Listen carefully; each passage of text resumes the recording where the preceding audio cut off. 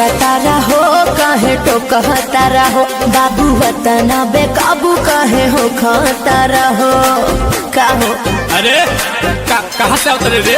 काहे रोकता रहो काहे टोकता रहो बाबू वतना बेकाबू काहे हो खाता रहो। अरे लागत खेला कहीं भइल बा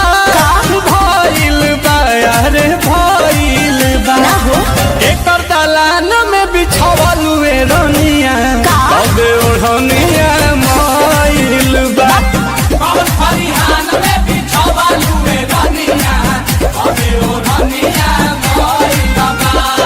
कुछ भी बोलते हो।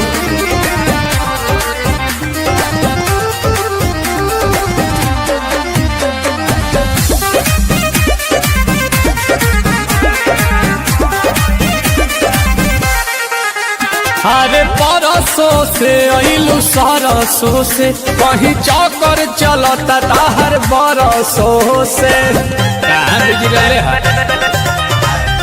ऊंचा खाला भेटा गिल बा यही से लेटा गिल बा एहो कांड ई कवनो के कइल बा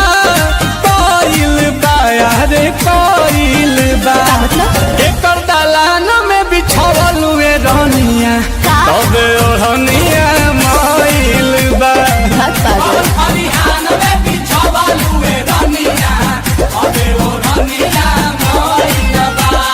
अरे तो शुरुआत हो आगे आगे देखा बोला का हम कुल देखा तानी।